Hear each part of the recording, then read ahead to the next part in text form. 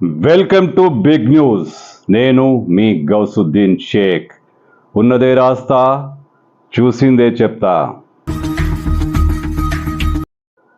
హైడ్రాపై BRS, BJP, Majlis పార్టీలు ఆందోళన వ్యక్తం చేస్తున్న టైంలో, పెద్ద ఎత్తున ధర్నాలు చేస్తున్న టైంలో ఇప్పుడు కాంగ్రెస్ పార్టీలో కూడా హైడ్రా వార్ మొదలైంది. హైడ్రాపై అధికార పక్షంలోని సొంత ఎమ్మెల్యేలు, సొంత నేతలు కూడా అభ్యంతరాలు వ్యక్తం చేస్తున్నారు.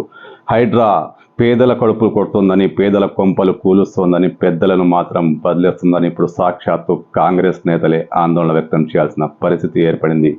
బీఆర్ఎస్, బీజేపీ, మజ్లిస్ పార్టీలు చేస్తున్న ఆందోళనకు తోడుగా ఇప్పుడు కాంగ్రెస్ పార్టీలోనే అంతర్గతంగా హైడ్రాపై తిరుగుబాటు మొదలైంది. కాంగ్రెస్లో ఇది ఇప్పుడు ఆసక్తికరమైన పరిణామం.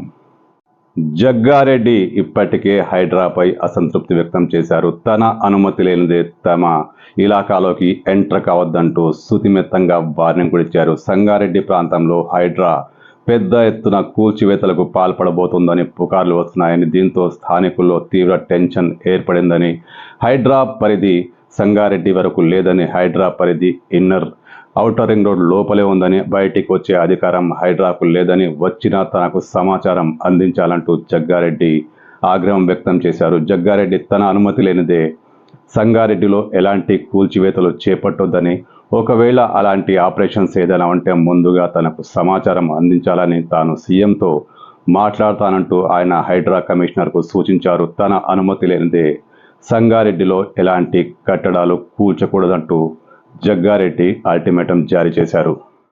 తాజాగా ఇప్పుడు దానం నాగేందర్, గతంలో ఒకసారి హైడ్రాపై ఫైర్ అయిన దానం నాగేందర్ ఇప్పుడు మళ్ళీ గళం విప్పారు. హైడ్రాపై తీవ్ర స్థాయిలో నిరసన వ్యక్తం చేశారు. హైడ్రా పేదోళ్ల ఇల్లు మాత్రమే కూలుస్తోందని, పెద్దోళ్లను వదిలేయటం ఇది అభ్యంతరకరమైన విషయం అంటూ ఆయన ఆగ్రహం వ్యక్తం చేశారు. తాను గతంలోనే చెప్పాను, పేదల జోలికి వెళ్ళొద్దని. అయినా హైడ్రా పేదలనే టార్గెట్ చేస్తుందంటూ దానం నాగేందర్ ఆందోళన వ్యక్తం చేశారు. ఈ విషయమై తాను ముఖ్యమంత్రితో మాట్లాడతానని, హైడ్రాకు వ్యతిరేకంగా ఎలాంటి నిర్ణయం తీసుకుంటానంటూ ఆయన హెచ్చరించారు. అంటే దానం నాగేందర్ కూడా ఇప్పుడు ప్రతిపక్షాలు చేస్తున్న ఆందోళనతో గళం విప్పారు. హైడ్రా పేదల పాలిట శాపంగా మారిందంటూ ఆయన ఆగ్రహం వ్యక్తం చేస్తున్నారు. చూడాలి మరి సొంత కుంపటిని రేవంత్ రెడ్డి ఎలా చల్లార్చుకుంటారో.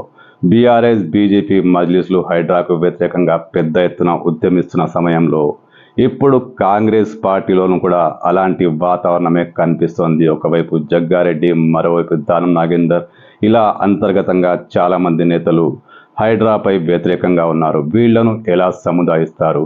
ప్రతిపక్షాల ఆందోళనను రాజకీయంగా ఎదుర్కోవచ్చు, అధికారంతో ఎదుర్కోవచ్చు, కానీ కాంగ్రెస్ పార్టీలోనే అంతర్గతంగా ఏర్పడిన ఈ కుంపటిని రేవంత్ రెడ్డి ఎలా అధిగమిస్తారో, ఎలా చల్లార్చుకుంటారో చూడాల్సిన సమయం ఆసన్నమైంది.